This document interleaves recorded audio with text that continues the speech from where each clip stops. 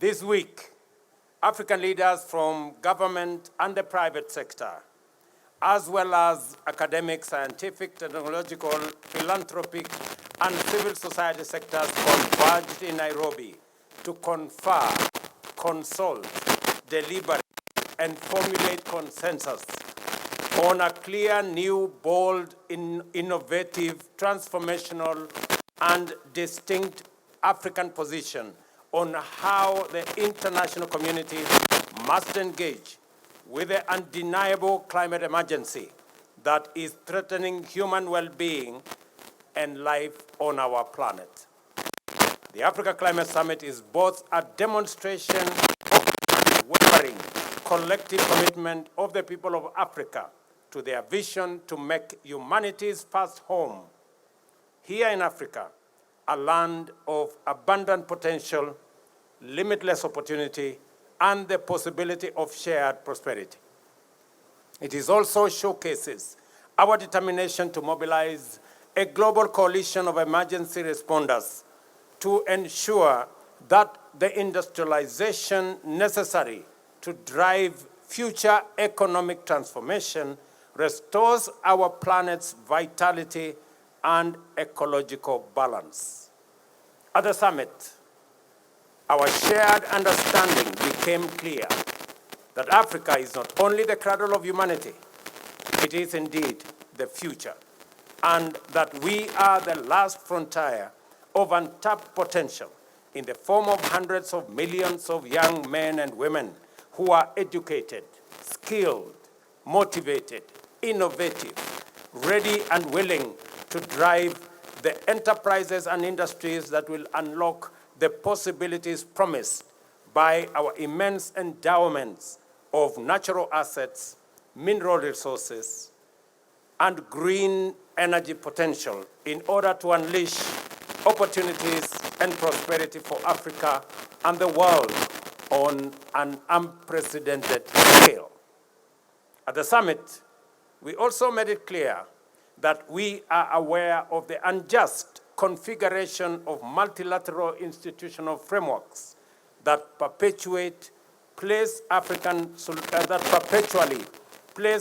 nations on the back foot through costly financing, which plunge our economies into debt trap and deny them resources needed to mitigate and adapt in response to climate change, invest in energy transition, and facilitate industrialization to create jobs and wealth, and to reduce inequality. As a continent, we have developed our common position, which encapsulates our ambition for socio-economic transformation and our climate action agenda. This position is anchored on the potential that Africa holds to decarbonize the global economy and set the stage for green industrialization throughout the world. We demand a fair playing ground for our countries to access the investment needed to unlock the potential and translate it into opportunities. We further demand a just multilateral development finance architecture to liberate our economies from odious debt and onerous barriers to necessary financial resources. We are clear in our minds and hearts that the international community must walk with us in this journey into a future of prosperity and security in an ecologically balanced, thriving planet.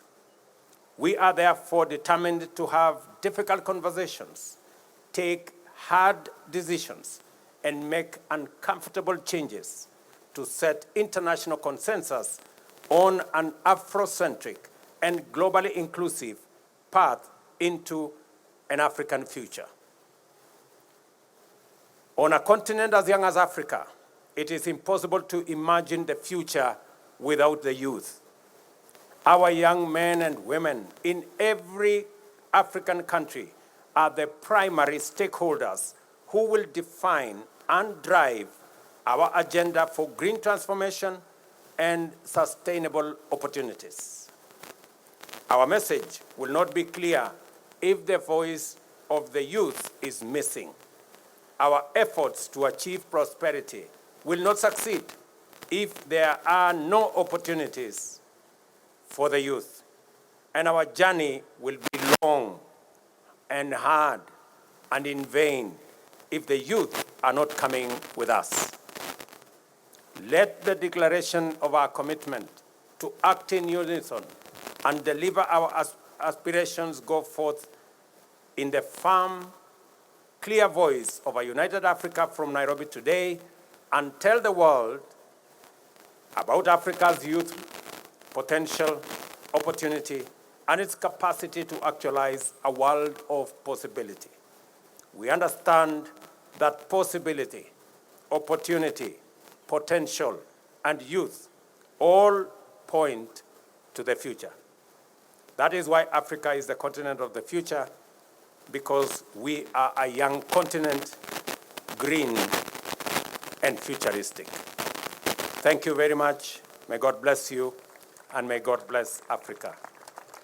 Africa, indeed, is a religious continent, and therefore nothing can be done without recognizing the influence of religion in whatever that we do as a people and as a continent. Incidentally, the Africa Climate Summit is taking place within the season of creation, where people of faith and good intentions are invited to pray and take action for our common home that is bleeding and groaning because of human actions driven by greed. We, as a people of faith, we recognize that matters of climate change are matters of life and death and cannot be commodified, cannot be objectified, and cannot be politicized. And we are driven by that. And that is how, as people of faith, we gather during this summit, reminding ourselves that the welfare of the earth is our welfare. Your Excellencies, ladies and gentlemen, the Nairobi Declaration for us, having reviewed it, is both bitter and sweet aspects, which presents fears and hopes of the future. We, as people of faith that are often the first respondents in crisis situations, including the ones that are caused by climate change, are wrestling with the question whether there is honesty and truthfulness in the entire process of negotiation. We are worried that the sweet part of the declaration, which is the call to action, will be subsumed by exigencies of time and many other aspects. Your Excellencies, as people of faith, we continue to pray and act rightly for the common good of all, while calling for greater transparency in climate finance management.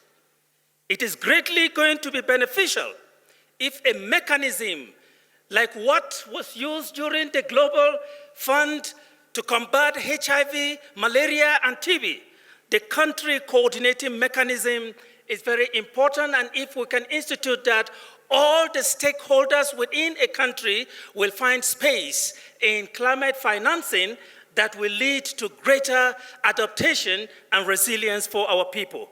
May God bless Africa, our home, and our future. I thank you.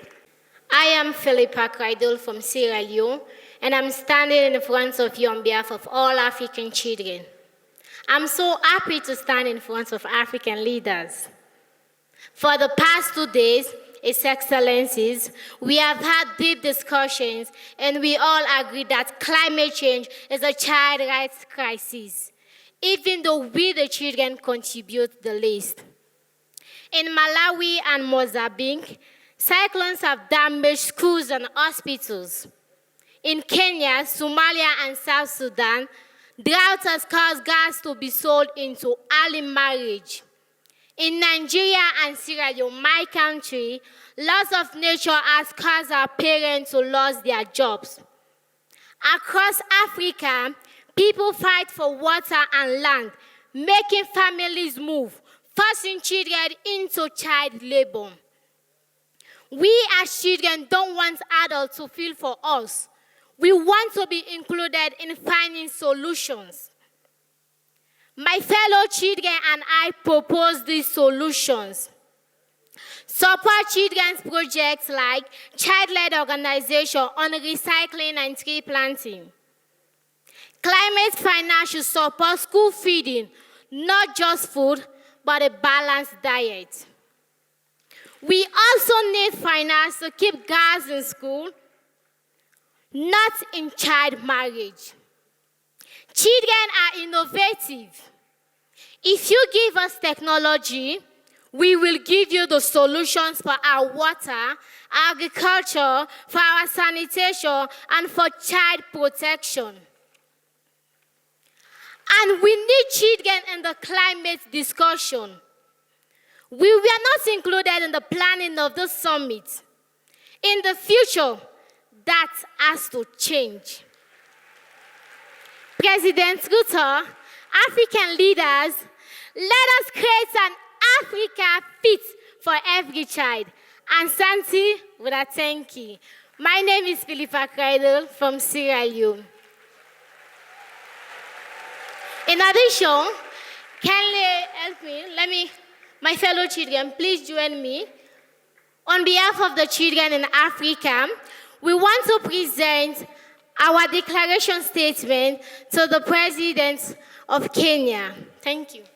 You can move faster. Let's go. Thank you. The President of Sierra Leone, please, sir.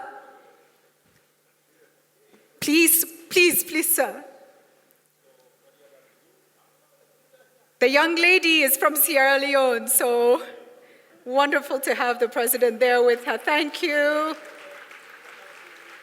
And here you have it, the children of Africa presenting their declaration and making it clear they have the solution, and we need to give them that space. Thank you so much.